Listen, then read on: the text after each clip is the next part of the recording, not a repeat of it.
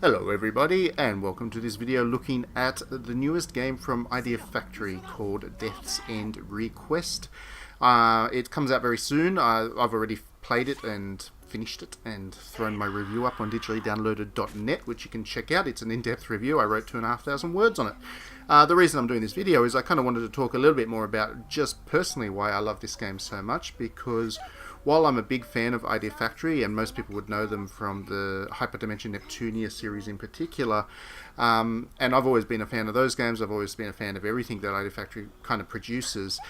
Despite that, I didn't really have this game so much on my radar. I was going to play it, I was always looking forward to it in that sense, I guess, but I wasn't, following it that closely. But that kind of changed within about 5 minutes of playing the game, and I grew to love it very quickly, and it is probably Idea Factory's most mature JRPG that they've produced to date. And I'm not just talking about the themes of it, although that certainly goes some very dark places, but it's more mature in the sense that it's just a genuinely well-developed game. Idea Factory is of course best known for fan service, and you would have seen a little bit of that at the start of the clip. There's plenty of fan service in Death's End Request, but that's not all that is to this game, and even more so than other Idea Factory titles, where I've always felt they've been a little bit hard done by in the sense that people chalk them up as fan services, not much more. I think Death's End Request really deserves to be respected and looked at as more than just, more fan service. So what you're seeing on the screen in front of you is the introduction to the game. Like with all my videos on JRPGs, I kind of wanted you to experience the game for yourself. So there's no spoilers in here. I've only taken footage from the first roughly 10 or so hours of game. And that's it, and this is a big game, so that's really not a big percentage of it, and there's no spoilers in there. I'm not going to ruin anything for you, because again, I want you to experience it for yourself. But I've put the original clip, the very opening clip of the game, in here to kind of show you, I guess, what immediately caught my attention when I started to play this game.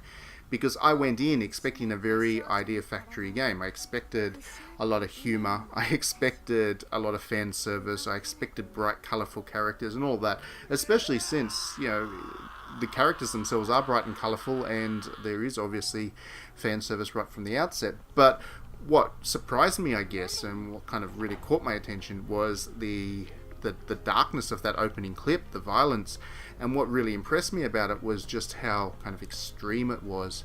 I'm generally a fan of kind of extreme art as such, very violent films. I'm a big fan of Mortal Kombat. Is another game series that I really like, and of course I like games that kind of really push boundaries in terms of the way that they present sex and stuff as well. I've always been a fan of that. I did Theatres of Transgression when I was at university.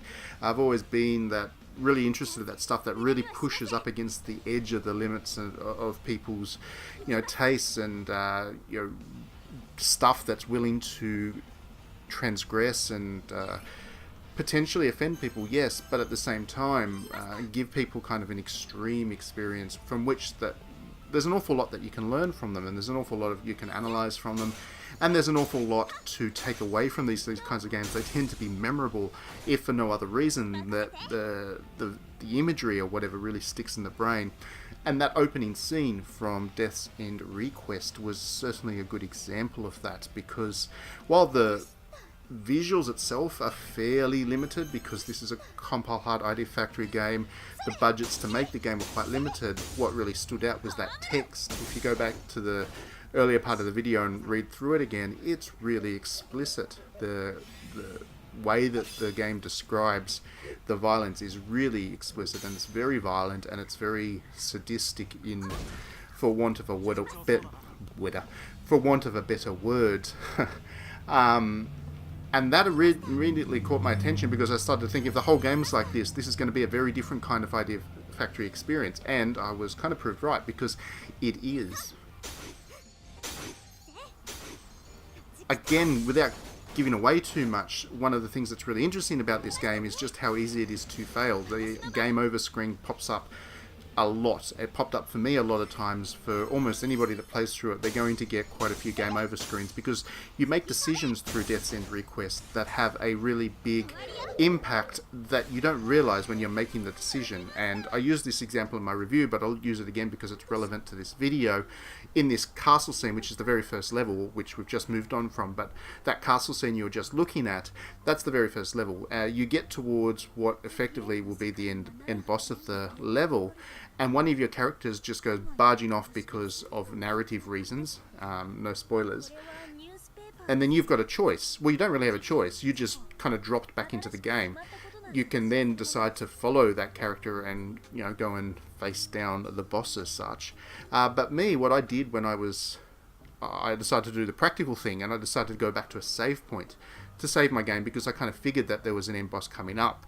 But in doing so, by moving too far away from the character that had run off after the boss for story reasons, I was immediately drawn into a new cutscene in which the game proceeded to describe the way that that character that had run off was being dismembered and brutally murdered, and I got the game over screen. Now, there was a decision in there, but it wasn't one that I thought about until afterwards. Afterwards, I realised, oh, hang on, that was a stupid thing to do. One of my characters has gone running off. Why did I decide to go back to the save point? So it didn't feel unfair. It didn't feel like the game was cheating me into a death, but it was a really effective way of giving you a sense of consequence. And for a game that's so extreme like Death's End Request is, that sense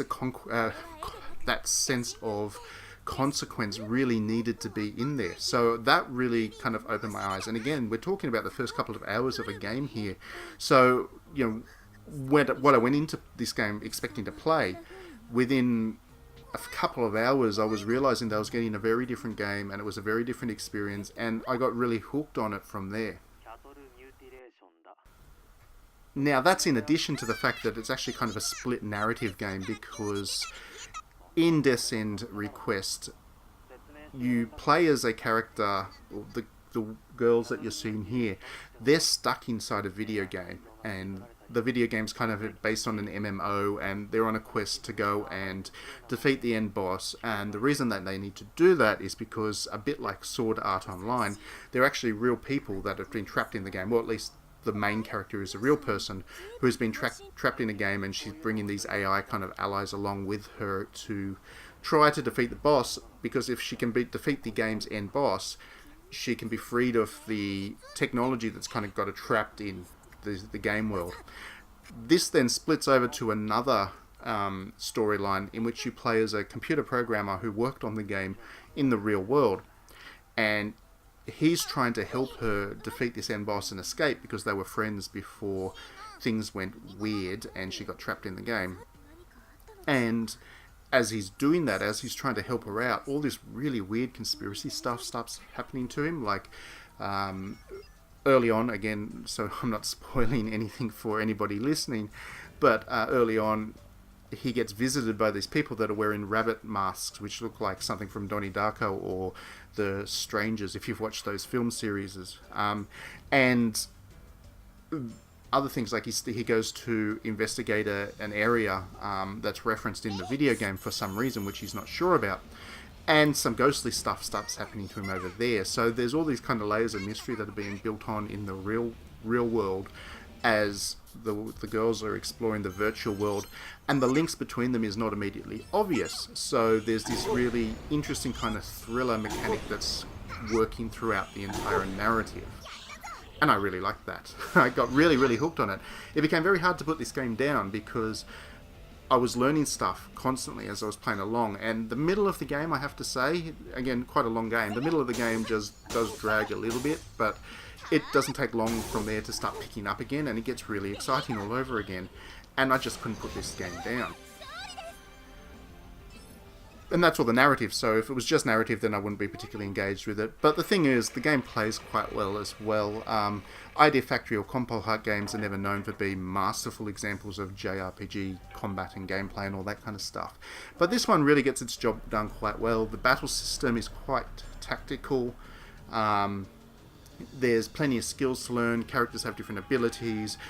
There's a really big focus placed on movement around the area and all that kind of stuff. So it's a very workable combat system over a very long game, which is really important and really all you kind of wanted when you're that kind of engaged with the narrative as I was with this one. So yeah, that's I guess what I love about this game from a personal point of view. Please do read my review. It is a very long one. I've put a lot of effort into it. I would love to hear your thoughts about the game once you're playing it as well. This is definitely Idea Factory's best game to date, and hopefully it's a big hit for them. I think they deserve it. Thanks very much for watching, and we'll see you at the next video.